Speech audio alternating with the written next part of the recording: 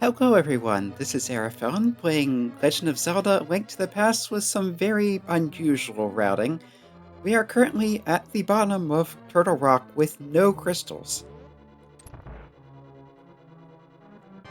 So let's take on Trinex and see what Zelda says. Forgot to switch to the fire rod early, that'll be fine. Because while the head is exploding, you can't go into your menu. But Trinex is... well, Trinex can be that difficult, but he's fairly predictable. And I have a few fairies in case things go sideways, so... this shouldn't be an issue. Although it helps if I don't keep missing. And there we go, Trinex down. In a moment we'll get a heart container, and the crystal containing Princess Zelda will drop from the ceiling. And we'll get our usual text, but also an additional message that you would not normally see. Because normally, this would be the last crystal you get, and she would then tell you, go to Ganon's Tower. With the 7 of us, we can open it. But with only the 1 of her, or even if it's only 6, you can't do that yet. So here she is, we have the usual chat. I appreciate you coming so far, you really are the legendary hero, I felt this since we first met. Ganon is in his tower, waiting to pass through the gate between the worlds. Once he enters the light world, it's unlikely anyone can stop him, but now that he's stuck in this world with nowhere to run, he'll be fine. But some maidens still need your help. Once you rescue them all, then go to Ganon's tower. Then we can use our power to break Ganon's barrier. You must return peace to this country. And there you go. It's not much of a message, but it is something that you will rarely see because you are expected to come here after getting every other crystal. Now let's go back and get the others. And here's Vitreous, and we will be using basically NMG strats because you can't have the silver arrows yet. You need to clear this dungeon and Ice Palace before you can get them. And just the big eyeball left. Yeah, putting on the cape and dashing through the small ones is a quick and easy way to take them out. And there we go. Not that difficult if you know what you're doing. Of course, it does help to have invulnerability. Also, Zelda is the only one of the maidens to get special text that depends on what you've done. This one heavily tells you Princess Zelda is waiting for you inside of Turtle Rock, even though we've already saved Zelda from Turtle Rock. Oh well.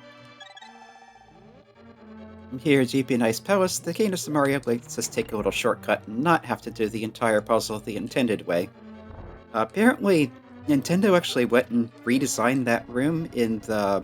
I think it's the Game Boy Color version, so that you can't do that anymore. You need to actually pick up a rock above, drop down to get to the bottom part of the room. And I forgot Bumbus to do this the easy way, but not a problem with Fire Rod. And half magic.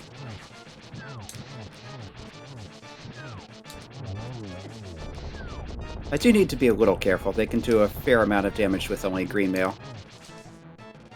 Out of magic.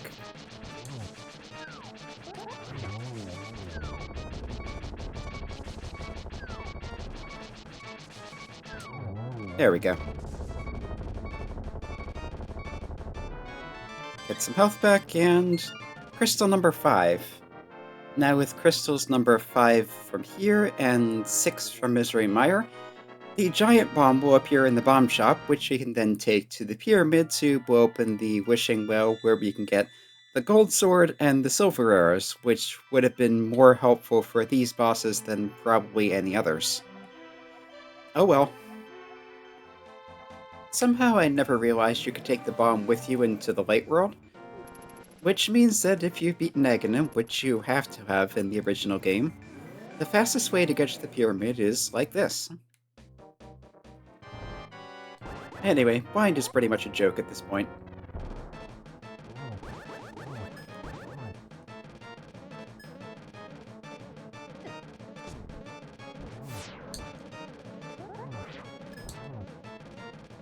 3 hits on each head, and it's over. In fact, to make it even easier, let's do this.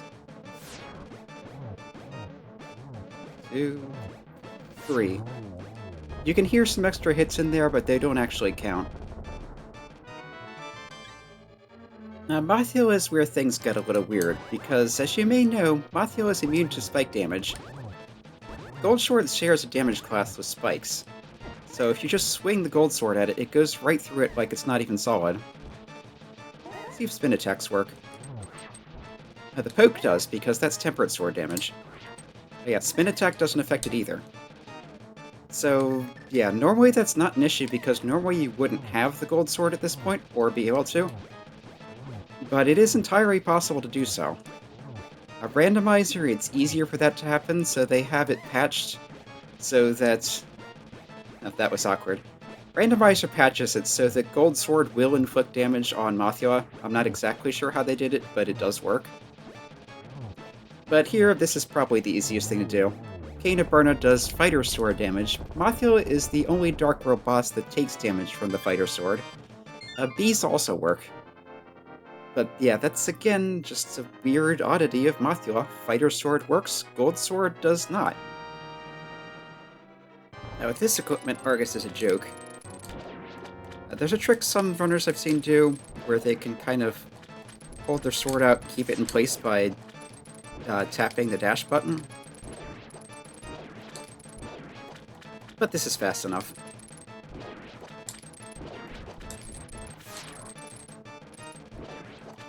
And at this point, Gold Sword will melt the final form, but you can also use a single Seraphic arrow if your aim's good, which mine is often not. Let's try and time this a little better.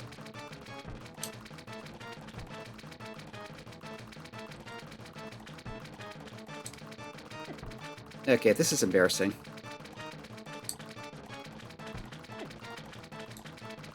There we go. I really need to work on my archery. How was Sword King? Also pretty trivial with the equipment. It takes a little while to chip the mask off, as always. You can use bombs instead of the hammer if you want to. It's 17 hammer hits and I think 5 bombs. Or rather. So the bombs count as 4 hammer hits. But at this point, it's extremely easy to take it out with a Gold Sword, or you can just fire a single arrow into that massive weak spot in its forehead.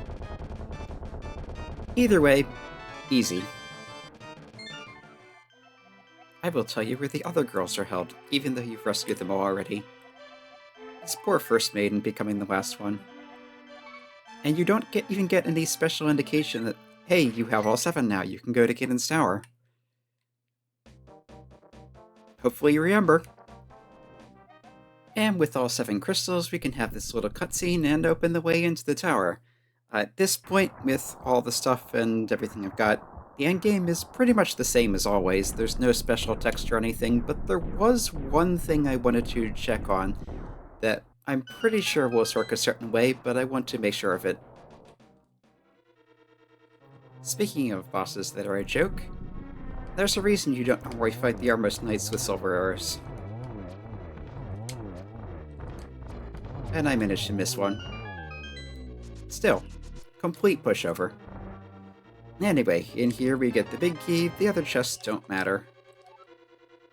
But this allows us to open the big chest of the dungeon, which would normally have the red mail. If I'm not mistaken, it will still have the red mail, even though I never got the blue mail.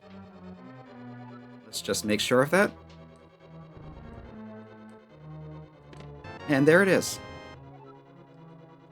Yes, even better protection than the blue mail, which we never got. And on that note, I'm pretty sure that if I come back to Ice Palace and open this, yep, here's the blue mail. Interestingly, the game does not downgrade you, though. In other cases, it would, however, they seem to have realized that you could backtrack like this, skip this chest, come back to it later, and be stuck with blue mail if you got them out of sequence. So they apparently put in a check so that if you already have the red mail, you keep that instead of getting blue mail. Certain other items that you could not normally go out of sequence to get in the wrong order, such as the gloves, don't have that. But in this case, you keep your good stuff. So that's nice. Anyway, that's a wrap for this weird, out-of-sequence, uncommon text run. The rest of the game is just as usual, so if you want to see how that ends, watch literally any playthrough.